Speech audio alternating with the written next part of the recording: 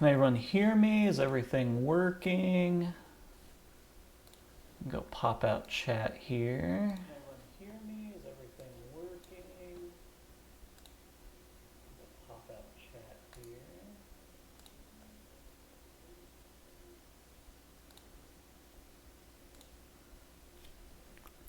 I'm going to go ahead and mute my speakers here.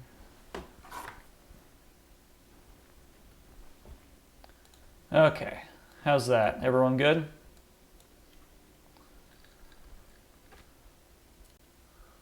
Wow, straight to the questions. Joanna, tiny ESC would work on a Beetle with, what's a GA25? What is that?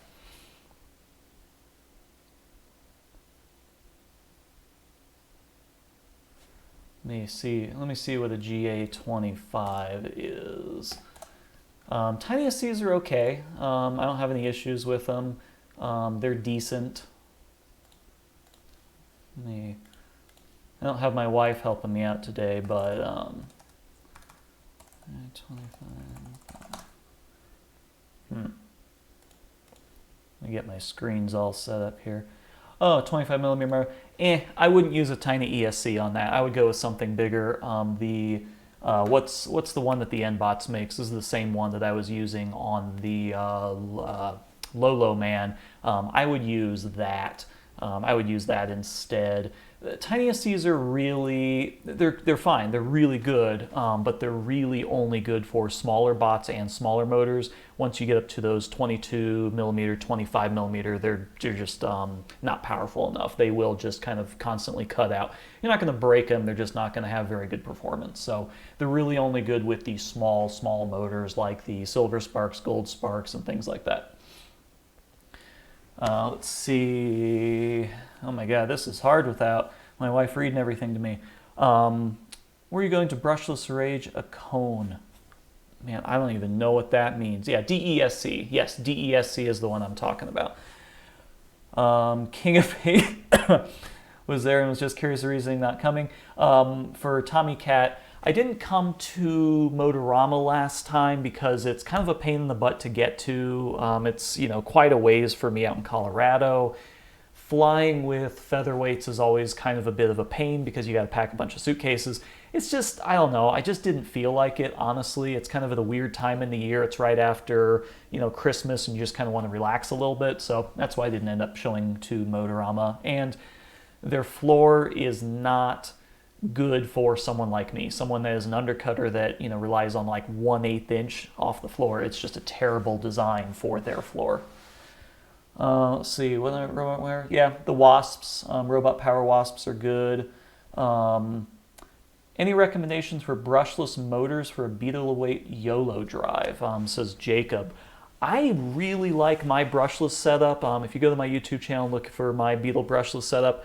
I have a video coming out, I don't know, maybe 2 weeks where I kind of do some different tests with wheels. I ended up testing different wheel types and latex coated on the wheels, and spoiler alert, those wheels can actually push, the motors with the wheels can push quite a bit. I was unable to max out those motors, so I think anything over that and you're just adding more weight and you're just going to lose grip. So I don't really recommend anything beyond what I'm using for my drive, which is like the 2208 or 2216 brushless motors into the 22 millimeter planetary gearboxes. Let's see what else we got.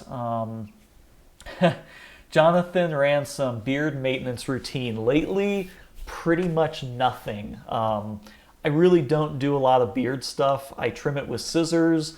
I have some beard oil, which I really don't like that much. And that's about it. I just trim it with scissors and just kind of let it grow. So really not a whole lot to talk about there.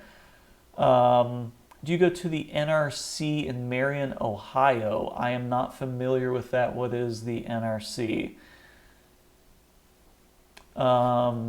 Before I ask, I just wanted to mention I don't need to meet in the center. I asked on your Facebook page and didn't hear back. Yeah, I am at the point in my channel to where between Facebook and YouTube, I have enough videos to where I get maybe a dozen or a couple dozen questions a day, and I just don't have the capability to respond to everything. So if you're asking a question to me directly, it's a crapshoot whether I'm going to respond or not. I just don't really have the time to respond to everyone. If it's a real easy question, sometimes I might, but sometimes I might forget about it, and then 100 other questions come through. So I made the Combat Robot Resource Guide so that you can go there and ask in the forums. I am not the only resource for answering these questions. There's a lot of other people that know this stuff, so definitely rely on the groups and the forums and things like that. If you're trying to ask a question directly, I think YouTube is probably the best place if you ask directly on the video. I tend to ignore questions on videos that have nothing to do with the video itself. So yeah, sorry about that. Designing a robot, I don't know if it's okay to take inspiration. Yeah, A. Silva, totally fine. I have all of my designs out there so that you can copy them and use them and do whatever you want with them. I like seeing copies and redesigns of all my robots, no problem. That's why I share everything. I use it as a stepping off point, basically, so that you can figure out your own designs. So no problem with copying any of my designs. Plans on going to Bugglebots? Bugglebots, I don't know. I'm not a huge fan of pits, even though I do have Lolo Man. It's also in the UK, like traveling all the way over to UK to compete in Beetles. Maybe. I'm not saying I won't. But it's really not on my radar. I'm already kind of busy enough as it is with everything else I've got going on. I don't know if I want to add an international trip to it, but maybe. I'm not ruling it out. Do I ever ship out my bots? No, I've actually never shipped a bot out. Even with Copperhead for BattleBots, we didn't ship it out. We ended up just driving it out. I don't think I've ever shipped out a bot. I did ship out a box of spares to my parents who live in North Carolina, and they drove it up to Motorama, and we kind of met up with them, but I typically don't ship my bots. Is it advisable to test Beetle outside the box? Yeah, so Sid is asking if it's unadvisable to test Beetles outside of the test box. This is such a tricky subject. When it comes to safety on robots, I said it in one of my Copperhead videos, it's never safe to test a combat robot outside of the box, period. But what you can do is minimize the risk as much as possible. So what I recommend is figuring out what's going to happen and trying to fix all of those things from happening. So if it's a vertical spinner, try and get it to not move sideways and try and not get it to move up. Clamp it in a vise. There's a lot of things that you can do to minimize the risk as much as possible. Make sure your fail-safe's working, make sure it's constrained and can't move, and then you're going to be as safe as you can be. So I definitely do test all of my bots, but I spend a good day or two trying to figure out the best way to test them to make sure that they're safe and I'm nowhere nearby, or if something does go wrong. I think the biggest thing you have to think about with safety is what's going to go wrong. Try and predict as much of that as you can. Don't assume nothing is going to go wrong. Predict something's going to go wrong and just try and control for all those scenarios. Let's see, right? Okay. Which one of your bots is the most fun to drive? Definitely Lolo Man. In a good floor, like the arena out in Arizona, on a good floor, I definitely think Lolo Man is the most fun to drive. I would say that Crippling Depression is a close second, but Lolo Man is just so precise. When it works right, you just drive it exactly where you want it to go, and it's really fun because no one can really do anything to you, so it's not really stressful. You're just kind of doing your thing. It's like playing in a easy mode in a video game or something like that. It's quite fun. Why bearings over bushings? Yeah, so Joseph was asking why bearings over bushings. Most of my designs are based around everything being very rigid, having no play, no slop, and bushings don't really allow for that. And it's perfectly fine in other designs where you allow for a little bit of movement, but if you have a design that doesn't allow for the movement, I'm thinking Crippling Depression, for instance, it only has like a 1/16 of an inch between the body and the weapon, Bushings would be too sloppy for that. Same with psychotic brake. I was having issues with the weapon wobbling. That's why I went away from bushings. Bushings are totally fine if you can have a little bit of play in things. They're probably more desirable in those instances, but with my designs, I like everything to be kind of more machined and rigid, so that's why I go with bearings. Let's see. Favorite robot that I've made? Oh, that's a hard question.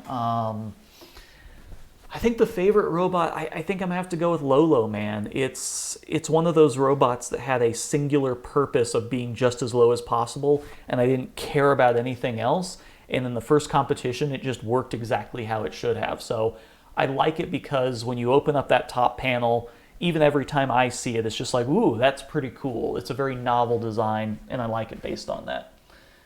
How do you feel about the tournament changes?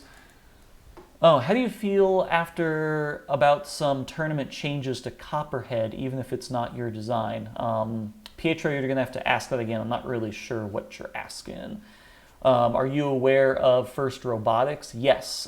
This was not around when I was in school. I'm aware of it. I don't really know if I have the time to do the mentorship thing. I think it's okay. I think a lot of it is kind of corporate, for lack of a better way of saying it. You know, you can only use certain parts in it. It's fine. I think it's a good structured way to learn robotics, but it's kind of not exactly my thing. Good solution for in-runner motors. Yeah, Logan's asking about in-runners versus outrunners. I tend to prefer outrunner motors because in-runners typically have a higher kV rating, which, as we all know, is basically the RPM of the motor. I like lower kV motors because they're just a little bit easier to deal with for our application. And the outside of the can acts as some nice momentum. So for drive, it's nice to have that little bit of momentum. For weapons, it's nice to have that momentum. So I tend to use outrunners based on that. Let's see. Oh, nationwide. Okay. Okay, that's cool. Oh, Guggles. Hello, Guggles. I don't know what cone is. I feel old. I don't know. Hey, Robert, can you make a video of inside kill switch? Kill switches aren't really a thing in combat robots. Typically, we rely on fail-safes, and I'm going to be making a couple videos in the next couple weeks. I want to make a video on actual links and switches. I'm actually working on the real video on links and switches, and I also want to make another video on the real safety procedures. There is no real kill switch. It's complicated. So basically what happens is you have a fail-safe, so when the radio loses communication, that's when everything dies. So the fail-safe and a physical on-off switch or link is kind of the way to go about that. I haven't played RA2. I just haven't gotten around to it. What is my favorite kind of cheese? Let's say dill Havarti. How about that? ESC versus VESC. I'm confused, and what are the pros and cons? That's a vague question. VESC is VESC, which is just a type of ESC. VESC is typically only used in larger weight classes. They do have smaller ones, but 30 pound and up. And VESC is just a type of ESC. ESC stands for electronic speed controller and is just a method for driving brushless motors. Any recommendations for brushed? Yeah, I'm not going to do any motor recommendations. One of these days I'm going to get around to making a motor recommendation video. Really, the motor will tell you what it is. If you make a design and you figure out what your weapon's going to be and what speed it needs to be, and you figure out all of that stuff, you can usually just go to Hobby King and say, I want this motor, this size, this weight, and there's your motor. There is really no general recommendation for motors. Obviously, like the prop drive stuff is pretty good, but it really depends on your design. There's a lot of factors that you need to figure out before you can just pop in a motor. The motor is going to be the easiest decision that you're going to have to make because it's going to follow all of your other guidelines. And then you didn't ship any bots. Oh, yeah, the SAO weapon was the only thing I've ever shipped before in terms of combat robots. And yeah, you can put together a test box with half-inch Lexan. I think I just use like eighth inch. Eighth inch is fine for insect classes, and thankfully I've never had an issue with it. I've never even really had to use it. I've just spun up the weapon inside and everything's fine, and I haven't really had to use the safety of it, so that's good. Can I upload Psychotic Break CAD file?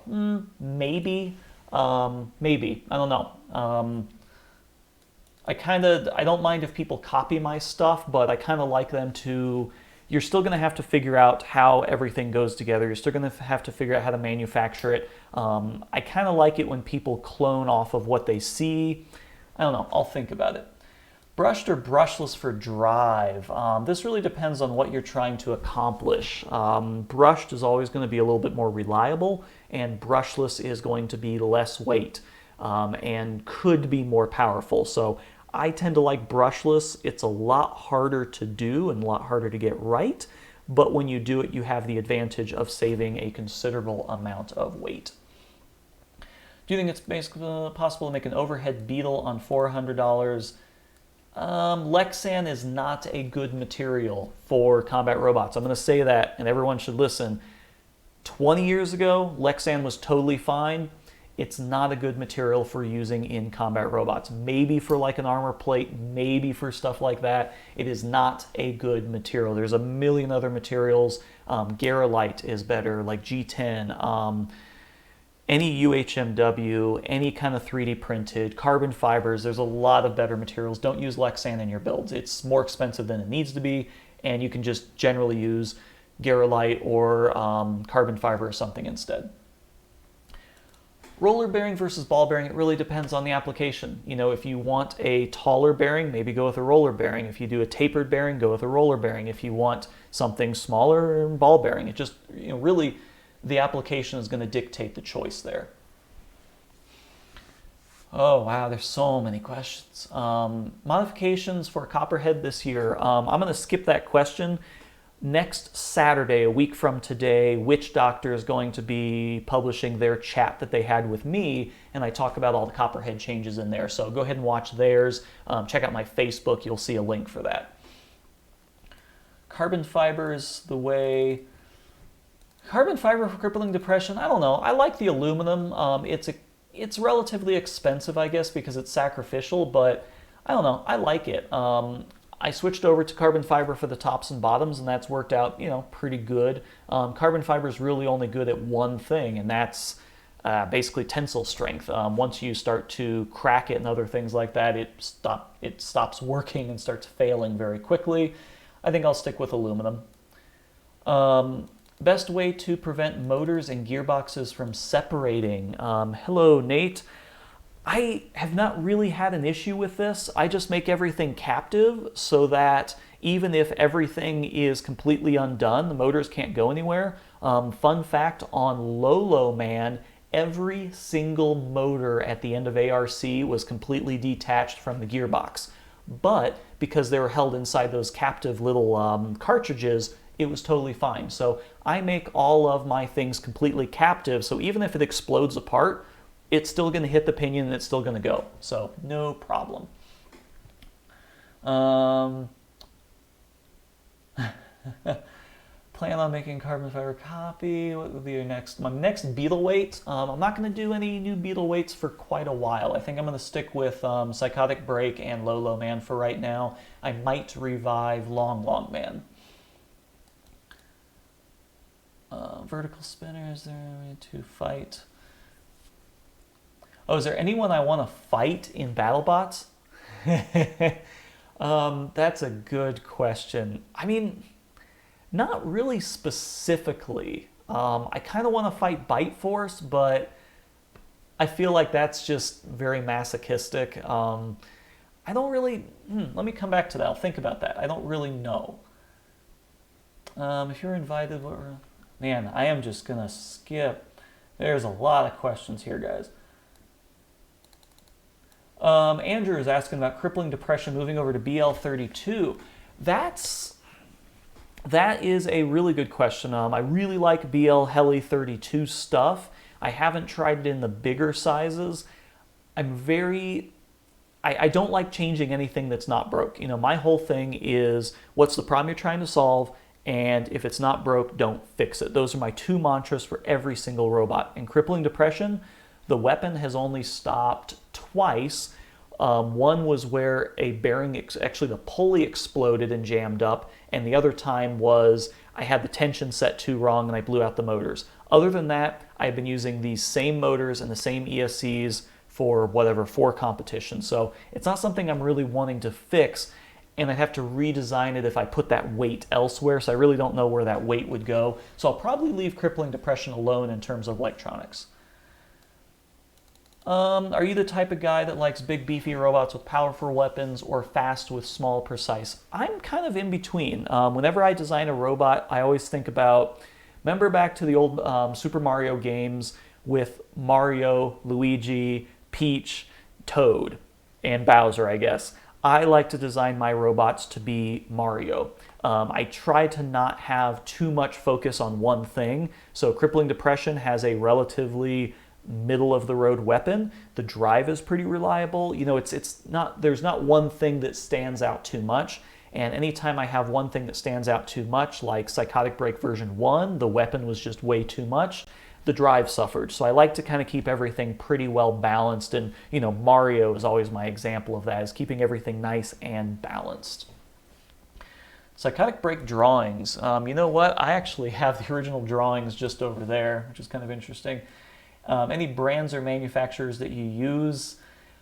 You know, I've had bad experiences with BaneBots lately, and I talked about this in the crippling depression video. The wheels just, they weren't cured properly or something, and the rubber on the wheels was just peeling off, which should not happen. So I'm kind of on the fence with BaneBot wheels. The gearboxes have been good. I've had a couple issues with like FingerTech stuff, but you know, with Combat Robot, you're always going to get something that doesn't perform perfectly because you're abusing it, basically. So I don't really have any brands that you should like steer clear of. So a bit of a loaded question there.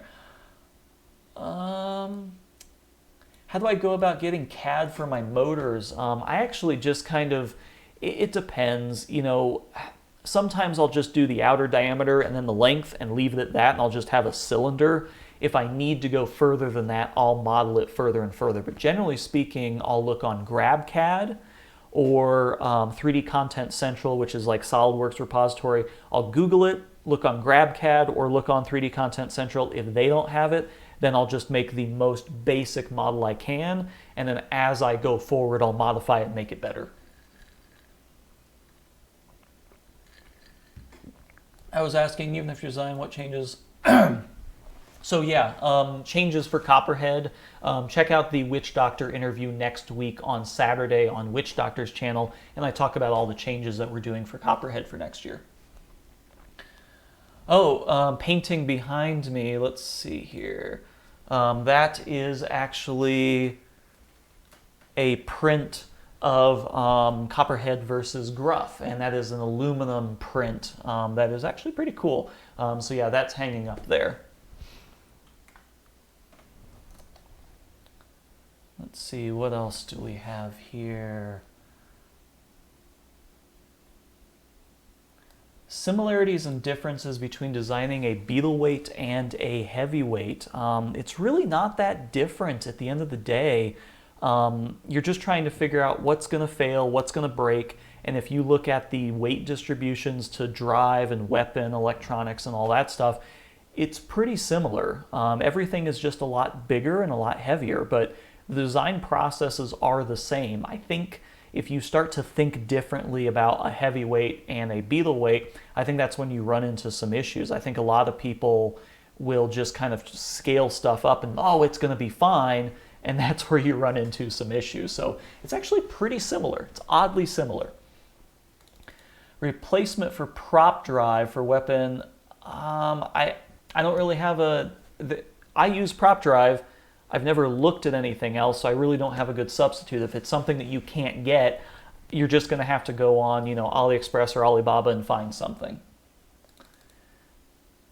Wedge forks on the back of crippling depression. I thought about wedge forks, but I don't know. I kind of like the wedge. I had some issues with the wedge initially, but now that I think I've got everything kind of figured out with it, I'm going to try the wedge again. Forks are nice, but I like the wedge.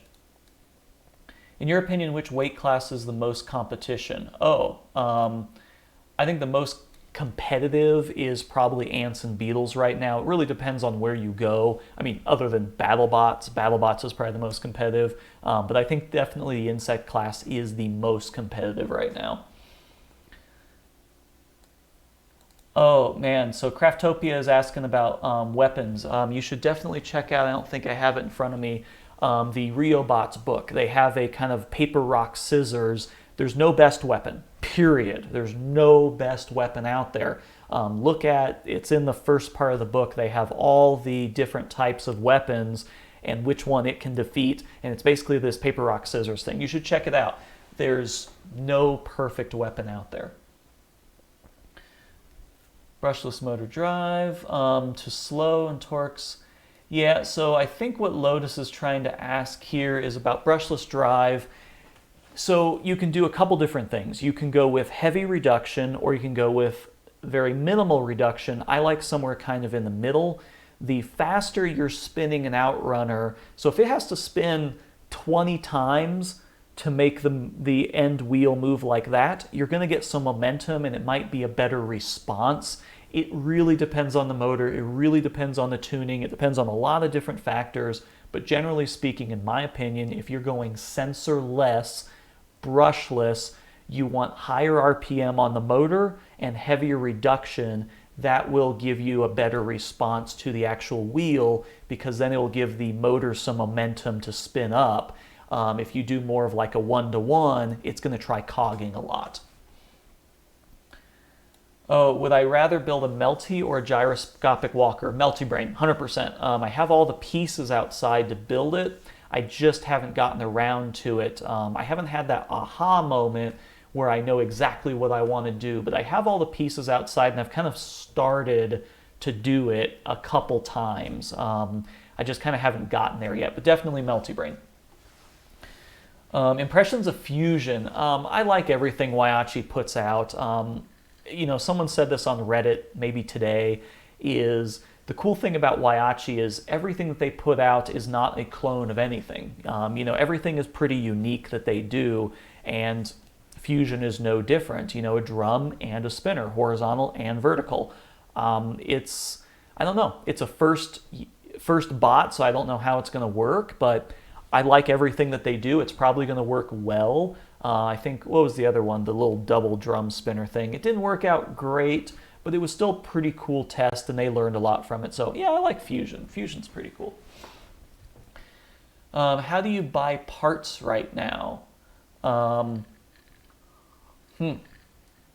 So what are you asking, Jonathan? How do I buy parts? I have kind of amassed a good amount of pieces right now. I built Psychotic Break version 2 without really having to buy anything.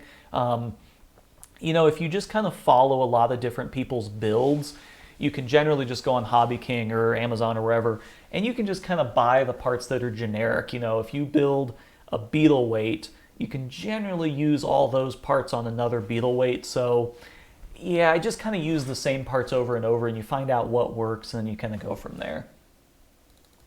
How many RPM would you recommend for a horizontal spinner weapon? This is a great question because it's an example of a bad question, and I'll tell you why. RPM is it's useless. RPM doesn't matter. Just throw RPM out. It doesn't mean anything. What you care about is tip speed. If you look, I think it's on the Facebook group, Isaac Mahlers, he had a post about a spreadsheet where you could calculate tip speed.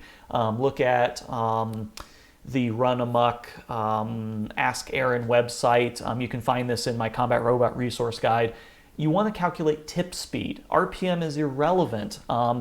If you have a weapon that's that big in diameter and you put 10,000 RPM into it, it might only be 100 miles per hour at the tip. If you have one that's this big, then it might be 500 miles per hour tip speed, which is too high. So you want to pay attention to tip speed, not RPM. You need RPM to get to tip speed, but calculate from tip speed and then go backwards. Do I have any suggestions for fighting Kelpie? Yeah. Wait till he fights, and then when he goes back to the pits, talk to him. And just talk to him and talk to him and talk to him, and he will never finish repairing his bot, and then he will be late when he's called, and he'll have to do a forfeit. Yep, that's how you fight Kelpie. Talk to him in the pit and get him flustered.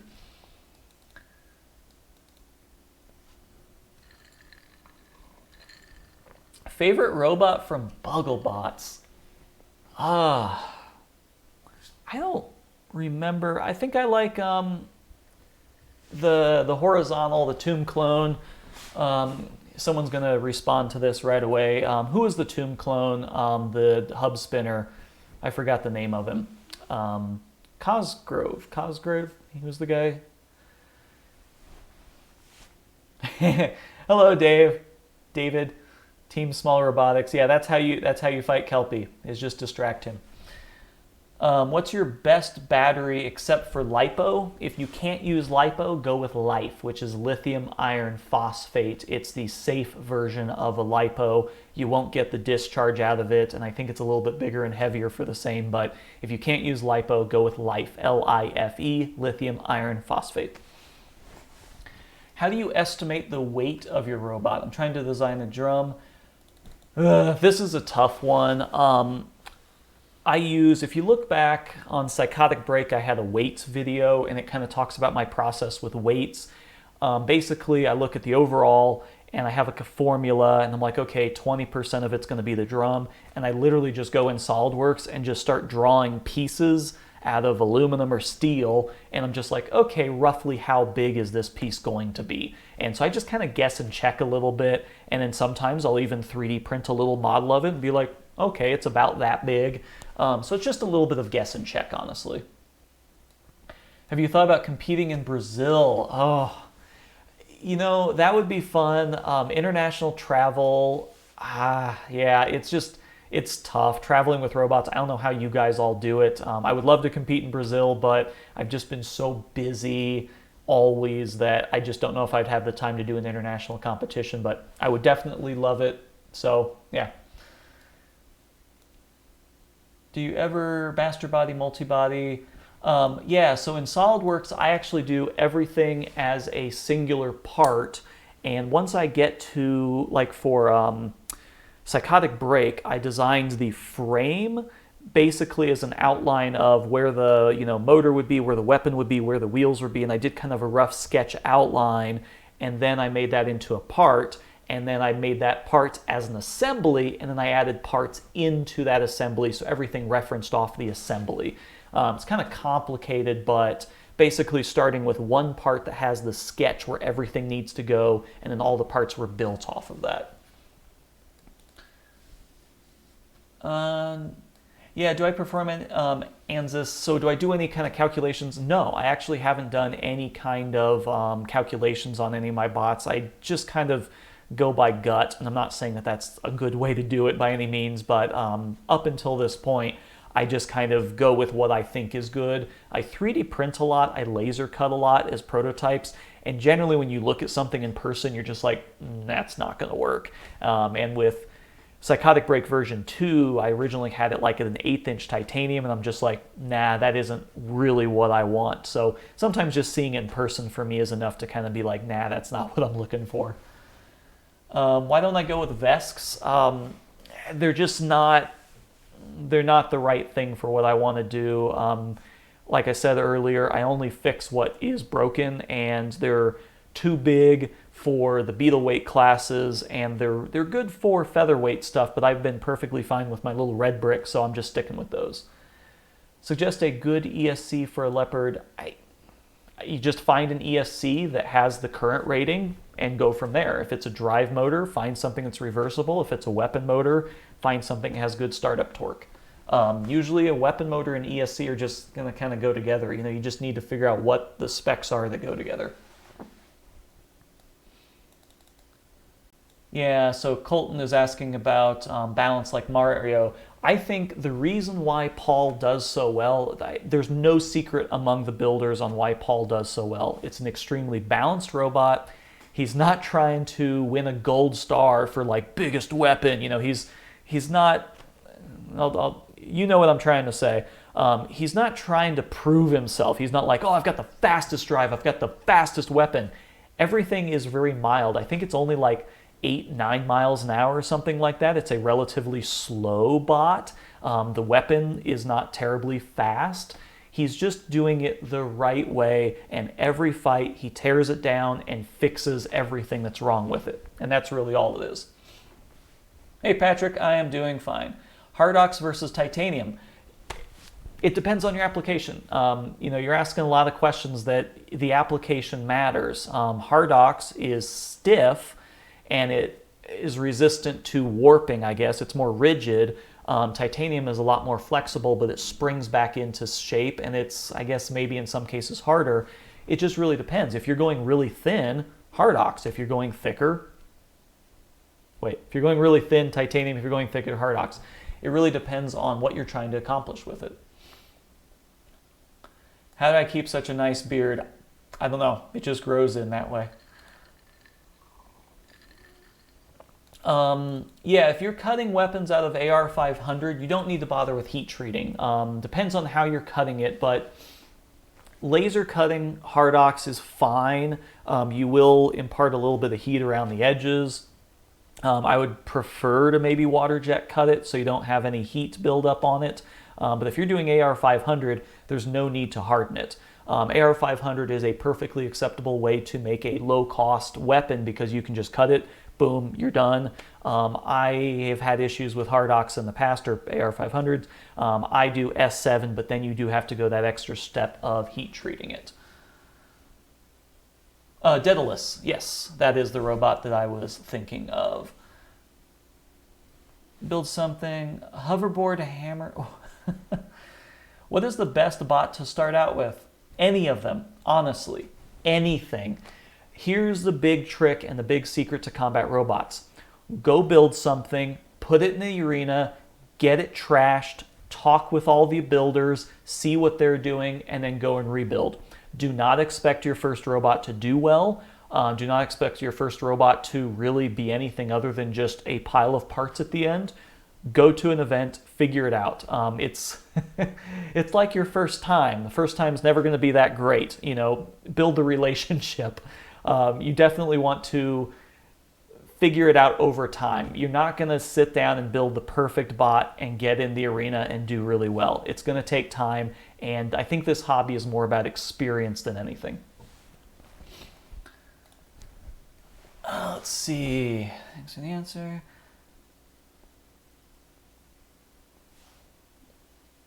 What would you say? Safety? Safety test a 15-pound bot if you don't have a garage or a backyard. That's a tough one. If you don't have a garage or a backyard, I don't know. I really don't know. Go out in the middle of nowhere and test it out in the field. That's a tough one. You really should be testing it in a controlled environment. I don't like it when people test outside because, it could get unstable, flip around, hit a piece of concrete and fly it. That's a tough one. There's no way to safely test a robot ever. That's my statement.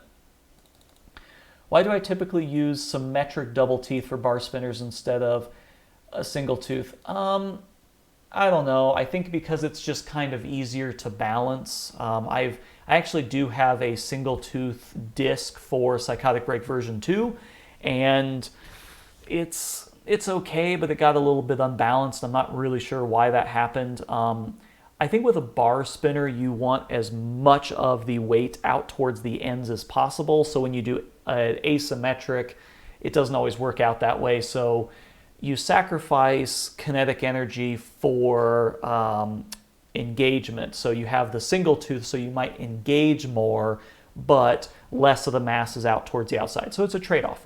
Everything is always a trade-off. And I typically do a bar design. You know, Psychotic Break wasn't even meant to be a bar design. It was meant to be a spinning disc, kind of like Rumham or even Rickety Cricket. But that weapon was unbalanced, so I went to the backup weapon, which was the blade.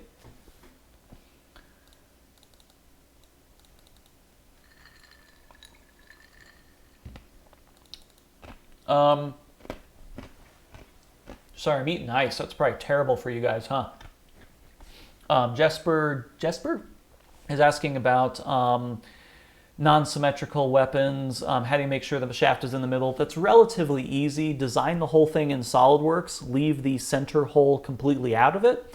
And then when you're done designing the weapon, you can insert a feature. I forget, I think it's in the reference section or something, but you can insert a center of mass, make that a point, and then make your weapon hole through the center of mass. Pretty easy. Just leave the center hole out until the very end, insert center of mass, and then you know that's going to be in the center of mass. Done. Team Smaller Robotics, what are your thoughts on the topic of sportsman featherweights taking all the creative robots out of the... You know, I like the concept of sportsman bots, but there's so many that just don't do anything. You know, I'm not being mean here, but there's a lot of fights that are just super boring. I think the sportsman class should be a little bit different. I like the creativity, but there's so many of them that are either just a wedge or just a lifter. And if you have two lifters just lifting at each other, it's 3 minutes of just, oh, I'm gonna lift you, oh, I'm gonna lift you. There's really not much there. So I don't know. I would like to see more hammer bots or more like real flippers, launchers in there. That's kind of my thought. What weight would you suggest for a drum for a 6? I don't know. That's really up to you. If you're building a 60 kilogram bot, how much weight do you want to devote to the weapon? Look at the Combat Robot Resource Guide. Find the RealBots book and look for their suggestions on weight distributions. Generally, rule of thumb, 20% into the weapon is probably a pretty good rule of thumb, but it's up to you. You know, someone like Deep Six, I think Andrew's on here, someone like Deep Six just threw that rule book right out the window and said, let's just do half. It just depends on what you're trying to accomplish.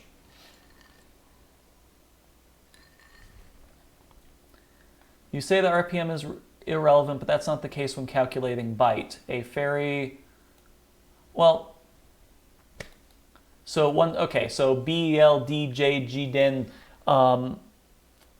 RPM is irrelevant. You're talking about 250 miles per hour. That is tip speed.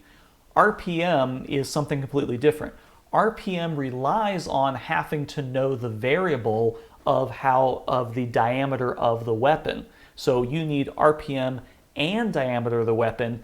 Tip speed is really all you need to know. If you know the tip speed, then everything else is irrelevant. I understand what you're saying, but you really need to rely on tip speed as the thing that you're trying to achieve. There's so many people that are, you know, oh, I have this RPM, and they end up being 500 miles per hour. One, you're not going to get up to 500 miles per hour, and two, 500 miles per hour, you're just never even going to get contact. So I like to speak more in terms of MOI, which will give you kinetic energy, and then also in terms of tip speed, which then you can figure out what the RPM is from that, if that makes more sense.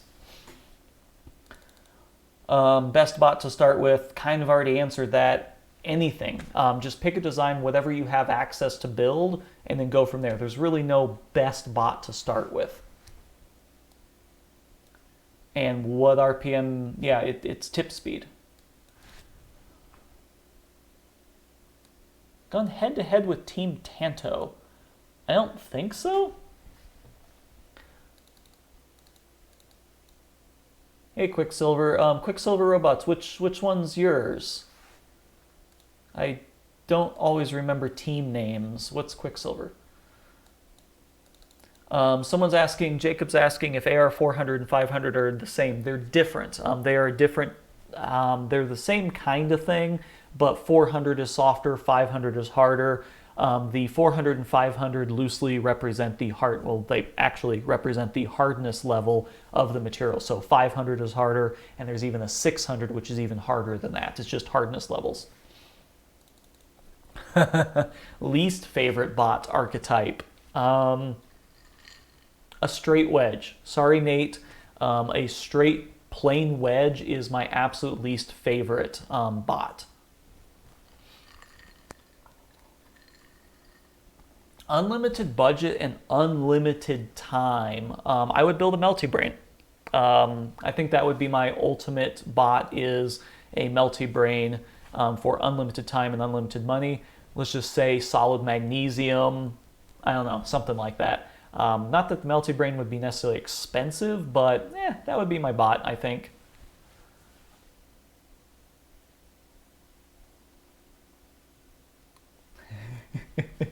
Sorry, Nate. Okay, so my reason for not liking, it's not that I don't like wedges, it's just that my favorite part about combat robots is when something explodes. Like, everyone remembers the anxiety attack video where it just completely explodes. Kronos versus Copperhead. You just don't get those moments with a wedge. I do enjoy a good strategic match, like with Lolo Man, but I would greatly prefer a huge explosion over that, so wedges can just not really give you that on their own. So that's why I say wedges. Yeah, wedge for life, cool. Yeah, someone's got to build them. How do I deal with noise from DC brushed motors? Go brushless or use capacitors on the output. Most of the time you'll have some kind of filter cap on the output, or on the input rather. Yeah, or just go brushless. I designed and made a 3-pound BattleBot. Can't find a way to drill into... Drilling into AR500 is very, very difficult. 400's not too bad. If you don't have access to drilling into 500, you're going to have a drill press, period. You can go really slow, use a lot of oil, and just a ton of pressure. If you have a drill press that can go down to like a couple hundred RPM and just really press down on it, a ton of pressure, slow RPM, and a lot of torque, that's the only way you can drill into AR500, or bring it to a water jet shop or a laser shop or a plasma shop, and they can cut a hole in it for you. Let's see. Starting off, would you recommend just going without a sponsor, or do you recommend finding one? I don't think, Awesome Robotics, I don't think you need sponsors for the small weight class stuff. I have not proven this to be the case, but there's other people that have proven that you can do pretty good bots very cheaply. You don't need sponsors for this stuff. Just throw something together. There's a lot of bots out there, like I'm looking at Billy, QB, and Tubi, that are relatively inexpensive bots, or were in their first iterations, and they do really well. You know, Isaac here in Colorado does really well with his bots and doesn't spend much. You don't have to follow my example of spending a lot of money or doing complex things. Just build what you have access to. If you build a bot out of like hot glue and popsicle sticks, it might do well. Just do what you have access to. Maroon Monkey is asking about EN24 steel better than S7. I don't know. I've never used it before. However, S7 has been pretty good to me. I've never had an issue with S7 personally. Fun fact on Copperhead, we have S7 drums, and we actually bent the weapon shaft and, you know, bent the frame, and the drums were fine. So I think S7's pretty good. Once again, I don't fix anything that isn't a problem, and I've had perfect luck with S7, so I'm not going to fix it. You just have to not over-harden it. Why magnesium? Magnesium is really lightweight and strong. You know, if we're just going cost no object, magnesium is lighter than aluminum and a little stronger than aluminum, so I don't know, just for fun. Why don't I use tapered roller bearings in Psychotic Break? I don't have the space for them. I only have maybe 9-10 millimeters worth of vertical height, and you just can't get tapered roller bearings in that place. Also, tapered roller bearings are kind of for not only doing the load this way, but also the load that way, and there's just really no reason for that in Psychotic Break. So I do actually have a little bit of play up and down, but it's really the clamping of the top and bottom that keep that in check. So I don't really have to worry about that. With something like Crippling Depression, I actually have to keep that load clamped up because there's nothing at the bottom to support it. So just different applications. Oh, let's see, what else? Oh, Team Tanto is Nick. Oh, Nick, yeah. Yeah, I know Team Tanto now. Okay, what else do I have here? Jacob is asking, how would I build a bot from scratch on a very tight budget? Cutting boards. I would use cutting boards because that's HDPE generally. I'd probably just get a wood saw, some HDPE cutting boards from Walmart, and some hot glue, and maybe a 3D printer, and just go from there. 3D printers are fantastic, and if you do a combination of like shoe goop, hot glue, some cutting boards, you could make an interesting bot out of it. That's what I'd do. I've had a horizontal bot like Tombstone with tip speed 400 miles per hour, and it got there in less than a second, and it ripped the walls off and did amazing. Well, cool. What do you think is the best way to beat Billy? Oh, hello, Isaac. I think the best way to beat Billy is to not have your ground wire pull out of your BEC because it lost a connection. I honestly believe that if I had gone the 3 minutes with Billy, I would have beat him. I think a horizontal spinner is the way to beat Billy. Verticals, I just don't think they work with the geometry right. But if I had like, man, just another minute or even 30 seconds with Billy, I think I would have taken off the wheels and then he would have been low enough that I could have just started chopping the body up. So, oh, extinguisher, yeah. Jonathan, right? Of extinguisher. Let's see, like getting a sponsor. Yeah, there's a very low likelihood of getting a sponsor in the insect class. How do I feel about Mechanism or Swerve Drive? I like it. I think it's cool. It doesn't fit with my style. It's too complicated. You're going to spend a lot of excess weight on it. So if you have a motor and a wheel, you're going to spend X amount of weight. If you go with Mechanism or Swerve Drive, you're going to spend probably 2 or 3 times that amount of weight. And for me, it's just not worth it. It is very cool. I think there's at least one bot doing Swerve Drive at BattleBots. We'll see how that works out. I think it's probably going to be too fragile. I think there's a way to get it so it's not fragile. But once again, I think it's just way too much weight for me. Do you agree that John Reed... Do I agree that John Reed from Beta is a flawless individual? I don't know. I actually never met John, but yeah, sure. He's a flawless individual. He is a great guy. Yeah, RoboClaw drives, don't use RoboClaw for combat. I've used it a few times on various projects, and they're okay. They're fine. In combat robots, they're not fine. I know some people have been like, oh, I use them and they're okay. Fine. As a recommendation, don't use RoboClaw for a combat robot.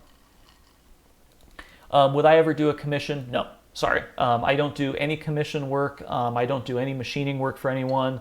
I tell people I'll charge you $500 an hour. That's my going rate.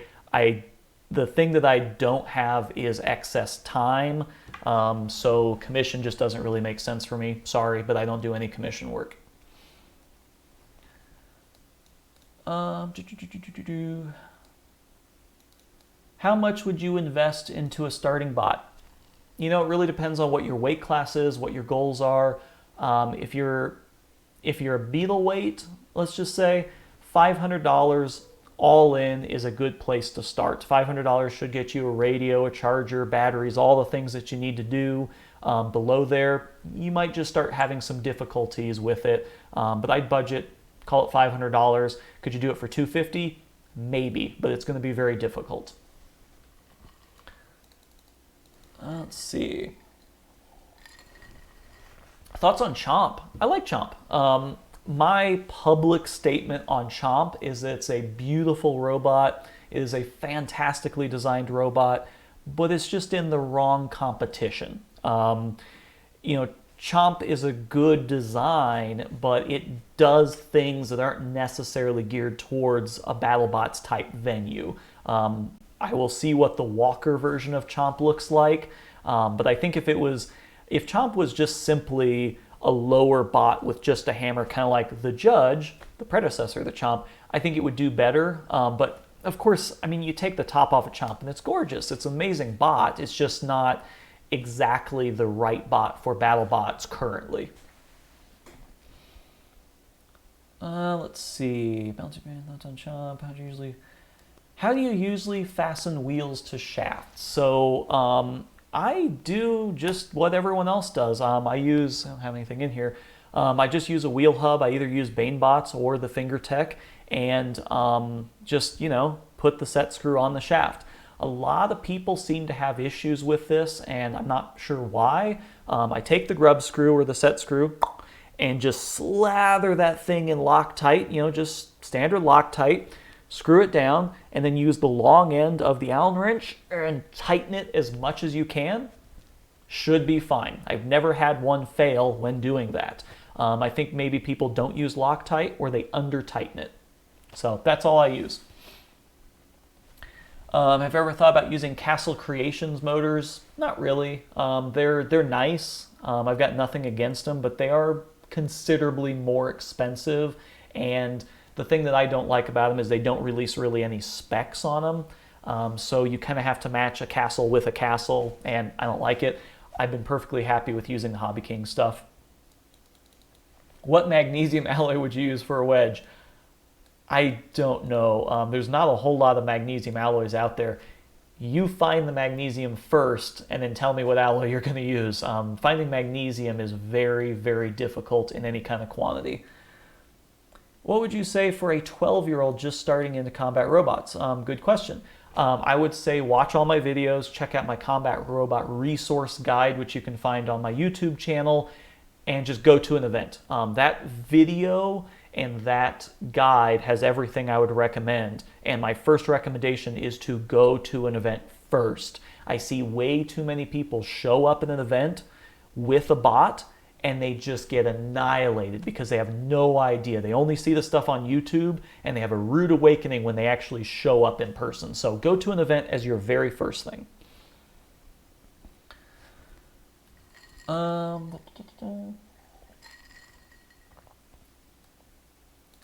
I'm sitting here working with my 770M to build a new gantry for my CNC plasma. Cool. Nice.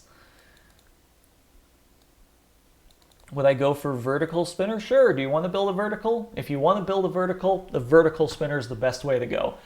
I think people don't realize that you try a different design because you want to try a different design. I haven't done a vertical since Sergeant Cuddles just because I just haven't. Go for the design that you feel like doing. If you feel like doing it, do it. Go for it. Also, yes, programming for Mechanim is... Ugh. I actually, if anyone looks back at the old SparkFun videos, back when I was at SparkFun, we did a demonstration on Mechanim, and it sucks. It's really difficult to get done right, and you basically have to end up doing a lot of power and really good weight distribution. We ended up using stepper motors because that was the only way that we could precisely control the traction. Mechanim is really difficult. When it works, it works. Oh, hey, Zach. What's my favorite part of the floor? So the floor is like that, right? My favorite part is like right there. Man, that thing is perfectly flat. Like right there, that's my favorite part. I hate that floor. Have you thought of making an asymmetrical bar spinner? Maybe. Such as Cobalt. I mean, I could put a different weapon on Psychotic Break and that would pretty much cover it. I might have multiple weapon options for Psychotic Break in the next version of it. I already have two options really. North California area need a weapon cut. It doesn't really matter where you are. Check out my Combat Robot Resource Guide. I think next time I'm gonna have a link down here. Check out the Combat Robot Resource Guide. You got Osh Cut, you got Send Cut Send, you have Big Blue Saw if you really just want to pay double or triple what you need to pay, and then also check out Rocky Mountain Water Jet, which has always been a sponsor of mine. it doesn't really matter where you live. These parts are not that heavy, and they're going to have the material generally speaking. So just check out the Combat Robot Resource Guide. There's a few different companies on there. Can you go over with how you came to work with Zach and whether your Copperhead is actually yours? Interesting question. So I worked at SparkFun Electronics many years ago, and working there I met Casey. Casey is a lifelong friend, or was a friend of Zach, who is the designer of Poison Arrow and Copperhead. They were friends. I worked with Casey. Casey introduced me to Zach, and that's pretty much how that story goes.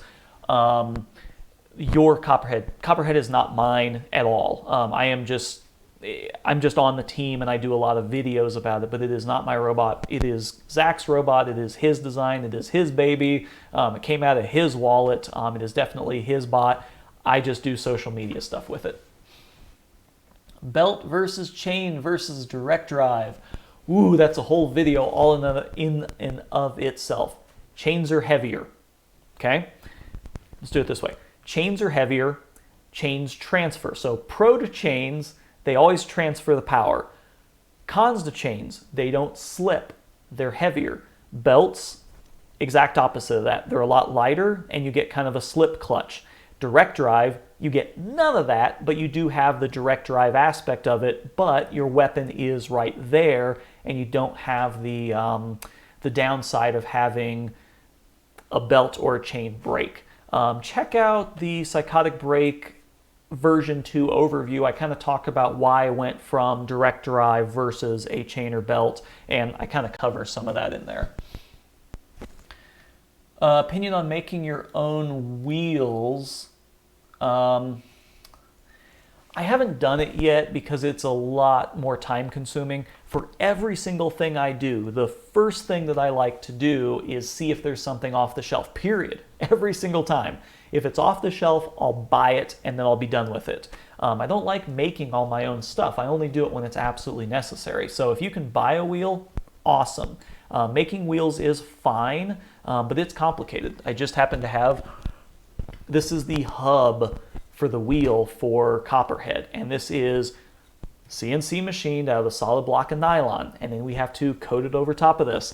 The only reason we would go to all that trouble is because we couldn't find a wheel that works. These wheels are horrendously expensive and complicated to make, and we can make like one at a time. So if you can find what you have, do that. You know, for any like design decisions for Copperhead, you'd probably have to ask Zach.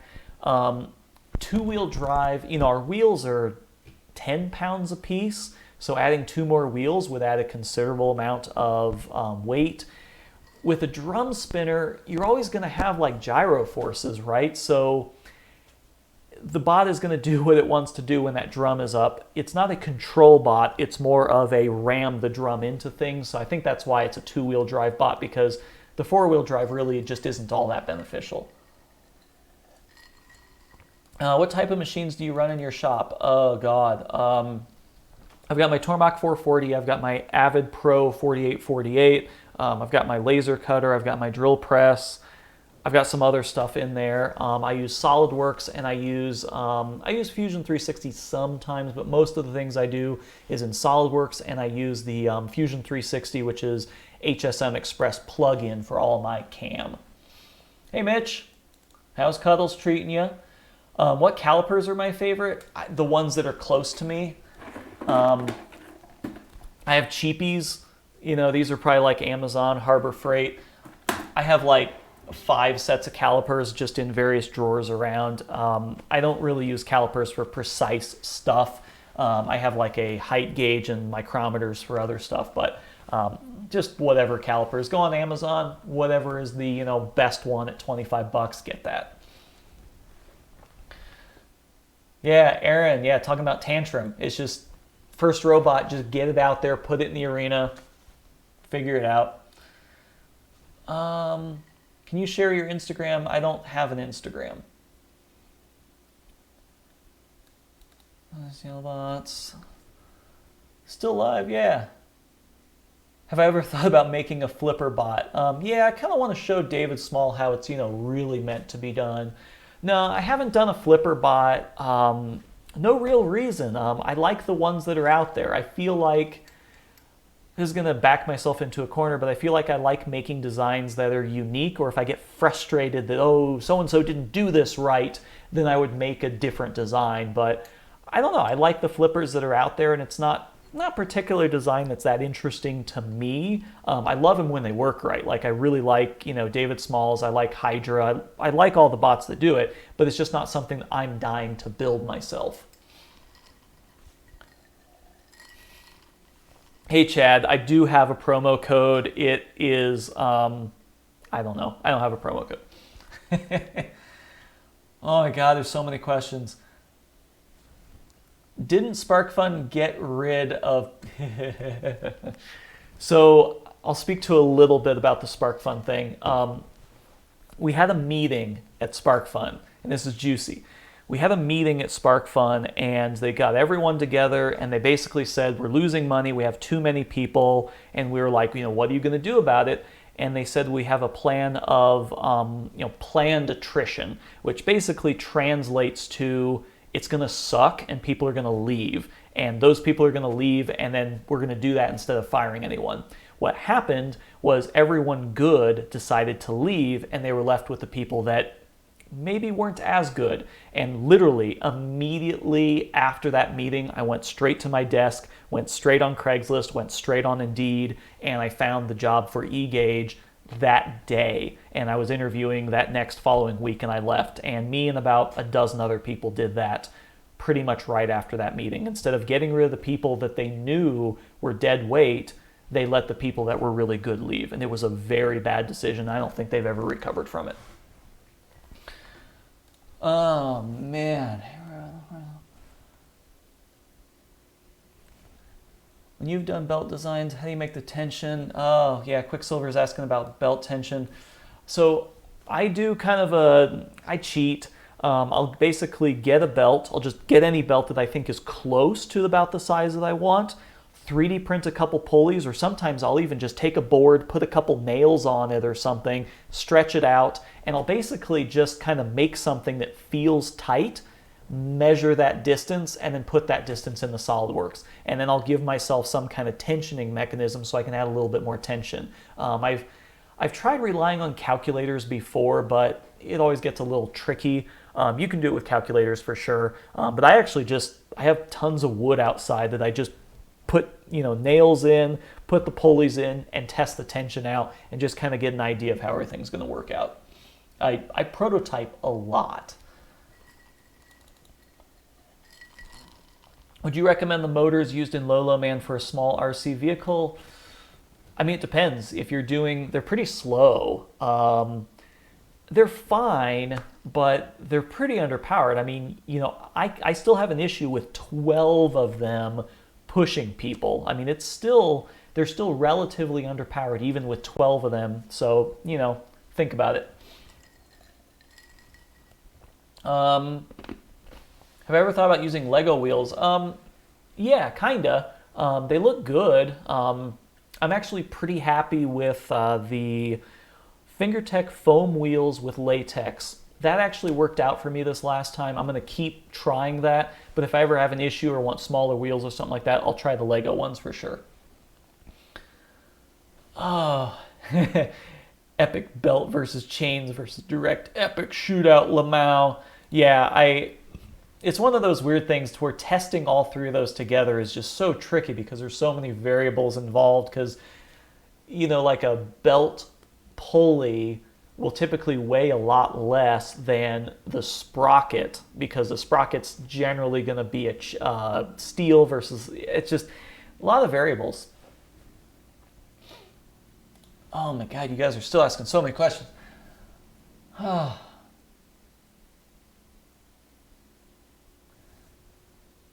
So did you know a heavyweight huge was coming? Having known?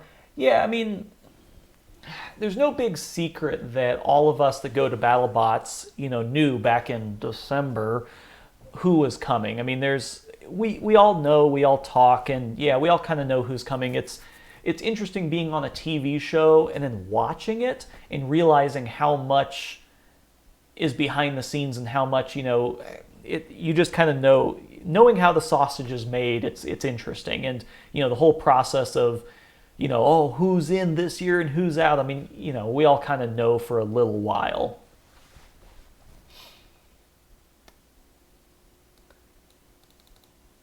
SolidWorks, yeah, $40 a year.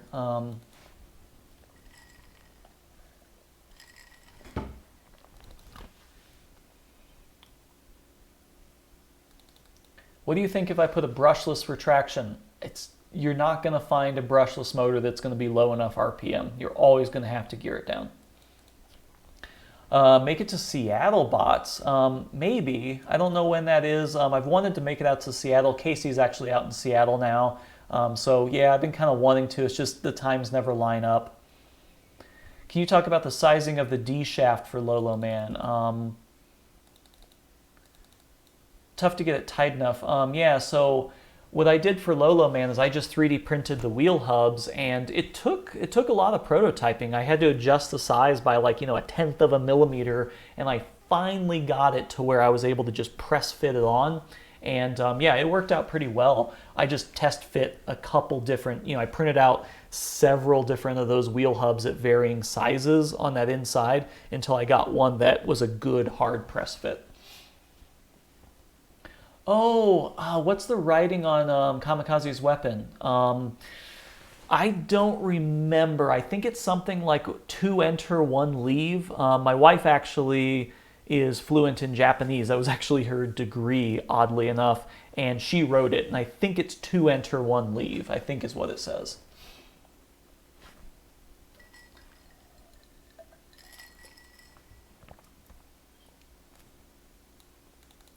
What's the most used big machine?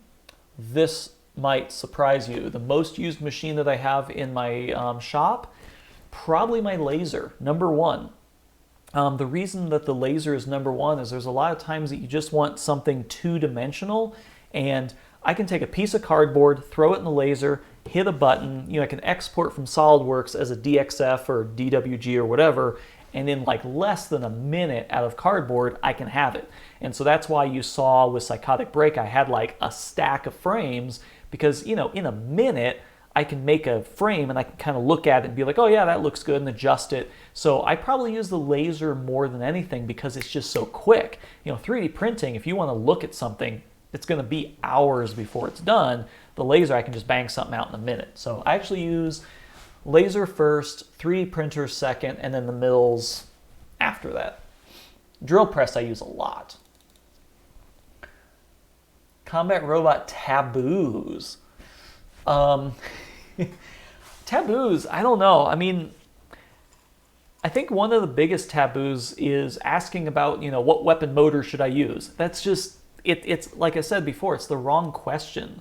You figure out what your design guidelines are, and the motor choice is going to be very obvious. And, what's the best design? I think these are mostly like bad questions maybe, but, what's the best design? There is no bad design. Just choose something and go with it. Like if David Small's still on here, he tested a flipper, and his first version of it was this spring flipper that didn't work out too well. And then he kind of iterated over time, and it ended up being good.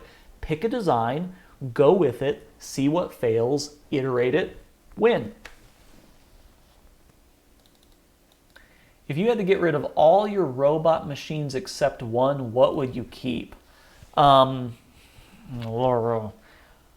It'd be between the laser or the 3D printer, because those are the things that I wouldn't pay to outsource. Paying to outsource machining, relatively easy and cost effective, but it wouldn't be cost effective if I just wanted to test out a design to send it out for a 2D laser cut and get it back. So maybe the laser would be the one thing I would still keep. Sergeant Cuddles has, oh, nice. I'm just reading these. Oh, bummer.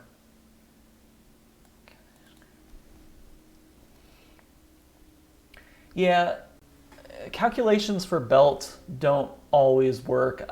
I prototype everything. It's sometimes you're in SolidWorks. I have this big 38-inch ultra-wide monitor, and sometimes when I'm doing things in SolidWorks, the pulley is like that big, and I'm looking at it, and then I get it, and in real life it's like that big. So sometimes I just have to prototype something in real life and hold it just to realize, oh yeah, this isn't going to work out. So that's why I like the laser and the 3D printer so much, is I make little prototypes of everything so I can hold it and be like, oh yeah, this is going to work out. Do you watch BattleBots? Come on, man. Do I watch BattleBots? Of course I watch BattleBots. What is my favorite? I think Son of Waiachi is one of my favorites. I think from last year, Death Roll was my favorite, period.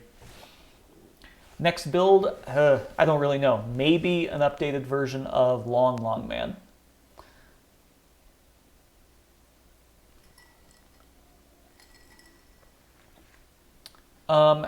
Alexander is asking a blooper reel. If you watch the whole video, there's a little bit of a blooper reel at the end. I actually film everything with a HDMI monitor in front of me, so it's kind of like off camera. And I actually have a remote control, and if I do a bad take, I'll almost always hit delete right then and there, so that when I copy all the files over, I only copy over the ones that I need. So I actually end up deleting a lot of my bloopers, but sometimes I'll do a blooper and then just kind of continue talking. So that was about all the bloopers I had for that video. Wow.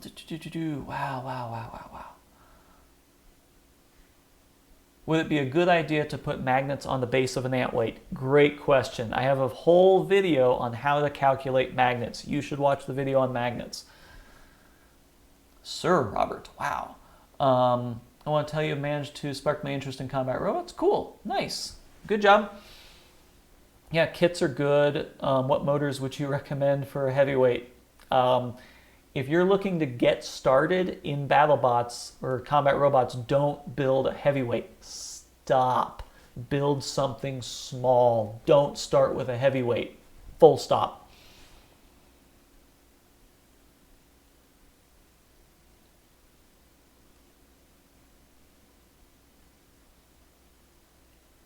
Oh my God.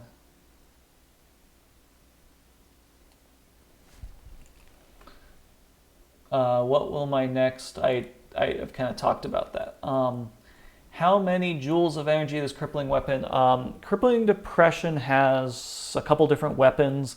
I'm going to think of this off the top of my head.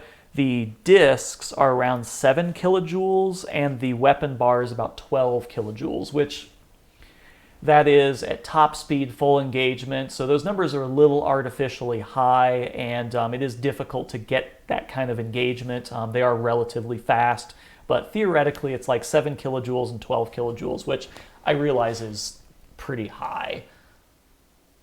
Typical sweet spot. Other people in here can maybe answer that one. It depends. It depends on how fast you're driving. I highly recommend everyone look at the Riobots Combat Robot Guide. It's a book that you can find pretty much anywhere. They talk about tip speed. 150 is a good engagement.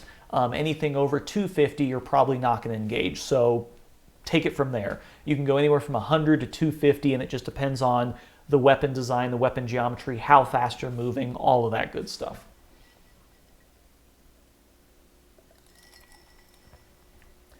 Some of my design files are published. If you look in the description on the videos, I know Sergeant Cuddles has been published. Yeah. Oh, yeah, Cuddles is over there on the shelf. It's literally just, there's a little box behind it. It's just leaning up against something. But I do have a video coming out soon. This is Psychotic Break version 1 up here, and it actually has a quick release. Yeah, so it actually has a stand that's custom made and has a quick release system. So I'm going to be doing a video on that here soon. But I'm making stands for all my retired robots.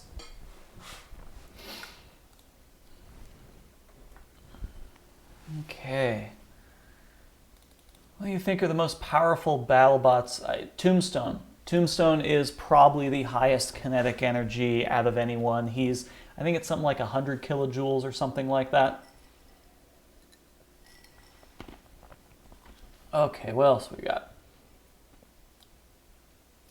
Could Copperhead have beaten Sawblaze if we beat Sal? Oh, I don't know. I'm going to say no. Sawblaze is very fast. Jameson is a fantastic driver. I don't think Sawblaze would have beaten Copperhead. Yeah, I don't know. It would have been an interesting fight. I think here's how it would have gone. It would have gone 3 minutes, and we probably would have ended upside down, and Sawblaze would have the front forks maybe a little bit messed up. We have gotten maybe a couple hits on the top, and it would have gone to a judge's decision. Damage would have been split. Control would have gone to Sawblaze, and aggression would have gone to Sawblaze. That's probably how that fight would have gone. Heavyweight version of Long Long Man. Maybe. That would be fun. How can I choose a servo which would be able to self-right? Pick, once again, you're going to have to figure it out. That's an easy question. Look at the servos, figure out how much torque they have, how long is your arm going to be, ounce, inches, how many inches out is that going to be, and how much torque do you need to flip yourself upside down. Yeah, check out videos on servos and how to calculate this thing. You can figure that one out. One of my favorite robots from the old BattleBots. Those videos are really tough to watch. I'm going to refrain from asking or answering that because we've come a long way in combat robots. Bite Force disadvantages, none. It doesn't have any disadvantages. If it does, they will be corrected by the next fight. It's very difficult. They're slow. How about that? There are bots that are faster than Bite Force.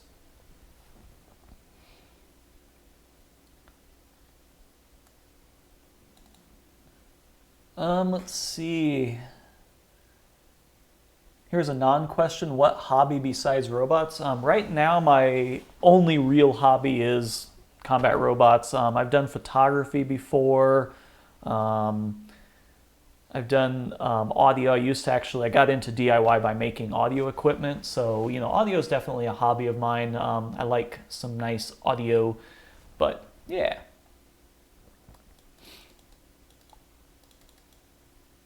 Yeah, and that's a big ammonite, some desert rose over there. Yeah, the stand's pretty cool. I really like that stand. It still needs a little bit of finishing, but yeah, I'm pretty happy with that stand. Good morning. What additional changes? Yeah, so I talked about this previously in terms of what changes we're making to Copperhead. Be sure to check out Witch Doctor's interview with me, which is airing next Saturday, so exactly a week from today.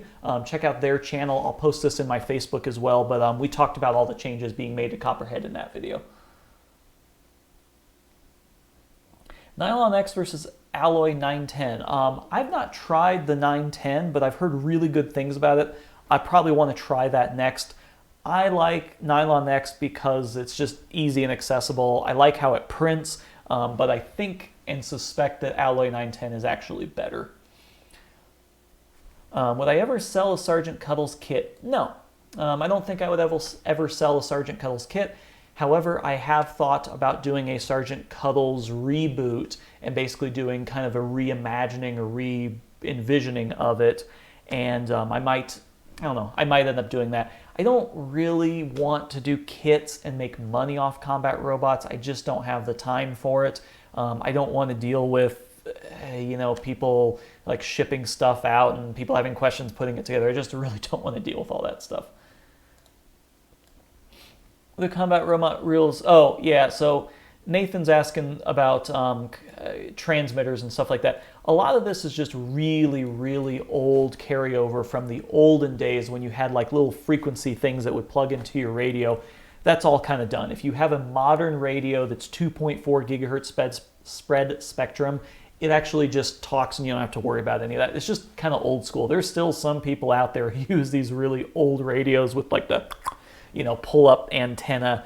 Those are just old radios. Get something modern. Don't worry about it. Yeah, OG BattleBots is pretty much unwatchable in my opinion. I mean, I'm not going to diss any of the robots, but anything that isn't modern, that uses LiPo batteries and whatnot, it's tough to watch. And I was never a part of BattleBots when it was that old, so I kind of watched it as a kid, but some of the Beetle weights are more exciting than the old heavyweights. Ben, since you have a degree in psychology, can you diagnose my crippling depression? Well, I don't really think it's crippling depression. I think it's more of a dissociative personality disorder. So, just saying. Do you think you'll bring CD to Motorama next year? I don't know. I'm not really sure what I want to do with crippling depression. I think I've got like one competition left. I'm a little bit bored of the design. It's just kind of been sitting on the floor in my garage for the last year. I actually haven't even opened it up from last Motorama. I haven't even opened it to see what was wrong with it. The thing about this hobby is you get to build new stuff and you get to try new things. And once you've kind of figured out how this thing works, you're just kind of bored with it. So I'm probably going to, maybe do one more competition and then that'll be it. So I don't know. Maybe it'll be Motorama. Maybe it won't be. Oh, my beard versus Dave Mold's beard. I mean, come on, seriously. Which is preferable, ESC Simon K or Vesk? Depends on what you're trying to do.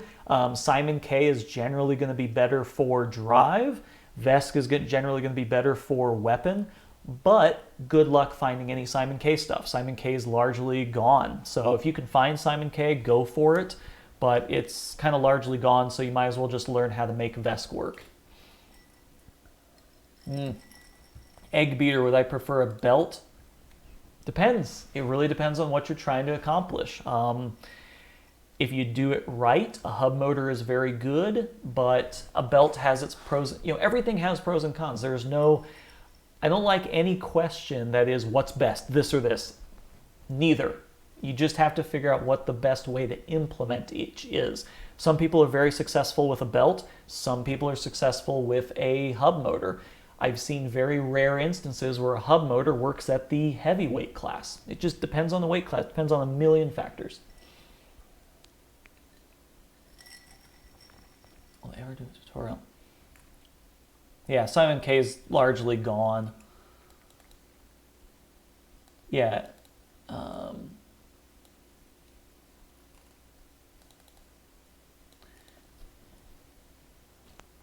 Favorite mini-bot? I don't know. I like Timeline. Timeline was pretty cool. I think I like Timeline because it was in multiple different teams. So I thought that was kind of interesting that it showed up for a few different teams. It wasn't the most effective, but it was just kind of for fun.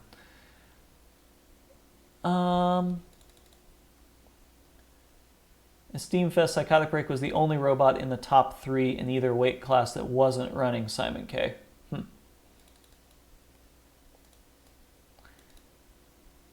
Have you ever seen Techno Games Robotica? No, I have not.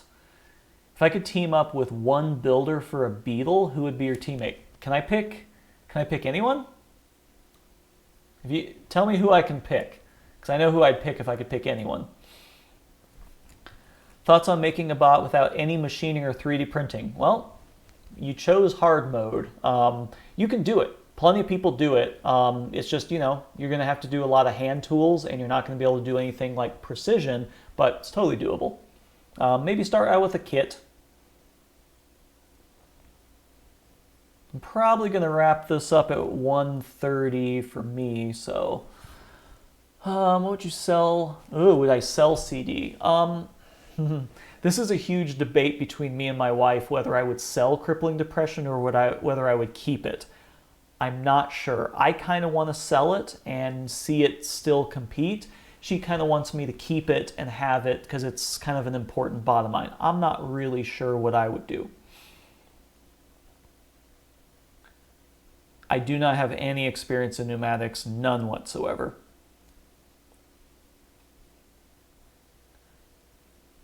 $24 Pekka Sherman. How bad is it to run an Ant weight with no drive ESCs? I mean, if you don't have anything powering the drive, it's probably not going to drive. I'm not sure what your question there is. You need a speed controller to control the drive. You have to do it. Maybe you could do it with like relays or something, but that's a really bad idea. Brushless N20s, I don't think that's a thing. An N20 is a motor, and it's a brushed motor. So I don't think there's a brushless N20 out there. What are you drinking? Peach iced tea. Tyson was asking if there's any good beginner CNC routers under 500. I'm the wrong person to ask for this because I have the ability to buy more expensive tools, and so I don't really look at that realm. I think the lowest that I would end up going would be like a Shapeoko or the X-Carve. There are like the 3020 CNCs that are pretty common on eBay. If you search for like 3020 CNCs, I've heard okay things about them, but I think with most of these things, you spend $500, get frustrated, upgrade it with another $500, then upgrade to the X-Carve, and you just kind of keep upgrading and you end up spending more money than just buying the initial thing outright. So I'm not the right one to ask for that.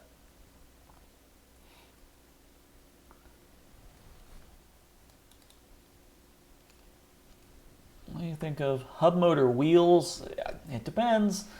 You can do it. I actually have a test rig outside where I use the hoverboard wheels, and those actually work quite well, and I know Death Roll use those. So, I mean, it can work. The smaller you get in the weight class, you're not going to get the low kV. You really need a very, very low kV for that to work right. And generally speaking, you would want it to be censored as well. The chicken crossed the road to get to the other side. Nice little joke about death. How do you calculate the energy stored in a weapon by joules? The way that you calculate the amount of energy stored is to just Google Ask Aaron Weapon Calculator. Go to my Combat Robot Resource Guide. Next one of these, I'm putting up the link down below. Go to Combat Robot Resource Guide, check out the weapon calculator. You type in the mass of it, you type in how fast it's spinning, and you type in the MOI, and then it will give you the amount of kinetic energy. But you're going to need the MOI, which is quite simply the weight distribution. And you can find that in your CAD program. Fusion and SolidWorks both do this. You just need to calculate the MOI. And yeah, /our hobby CNC is a good subreddit. You will find a lot of people just struggling to get the little ones working, but yeah. Would I ever make another channel on another topic? I don't know. Maybe I've toyed with it. I just don't think I'd have enough time to do this. This is not my full-time job. I have a full-time job, and I just do this on the weekends. So I would like to do some kind of more vlog stuff, but it's a time thing. I've thought about doing a podcast. Fun fact, I actually did a couple. I did the interview with Witch Doctor. I also did another podcast, which is The Art of the Build, which is a new podcast coming out. And then I've done a couple of videos here. So, I've done a few of those things here and there. Maybe I'll do my own someday. Full-time job, I am the vice president of eGauge Systems. We make hardware-based energy monitoring solutions that are internet connected.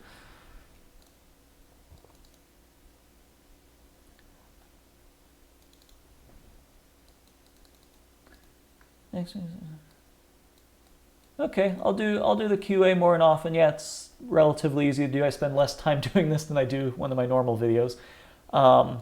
I think I'm going to call that for right now. If you guys have any further questions, you can check out the Combat Robot Resource Guide and find many different groups and forums online so that you can ask your questions to a broader group of people, not just myself. So how did I get that? I'll answer this. How did I get that job with a psychology degree? Good question. A long time ago, I was doing high-end audio. I actually had a business called The Hookup, where I was doing high-end audio, two-channel home theater systems, stuff like that. Think of, my average system was anywhere from like $10,000 to $50,000, somewhere around there.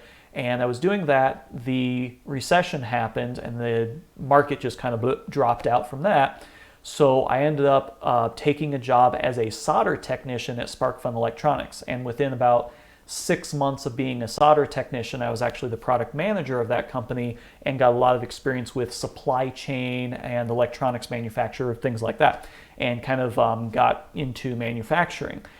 when I left sparkfun, I actually ended up getting the job with eGauge, kind of not really as a consultant, but kind of as a just supply chain expert, things like that, and slowly worked my way up and eventually became the VP of the company. So that's how all that worked out.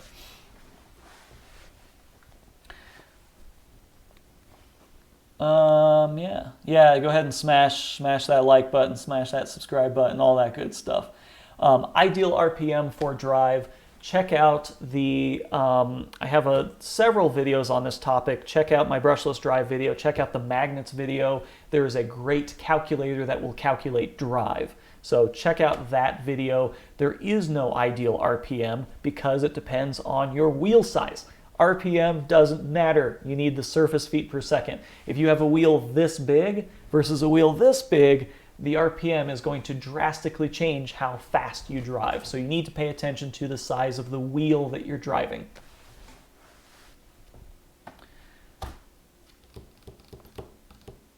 All right, I'm calling it, guys. Thanks for coming. Thanks for asking questions.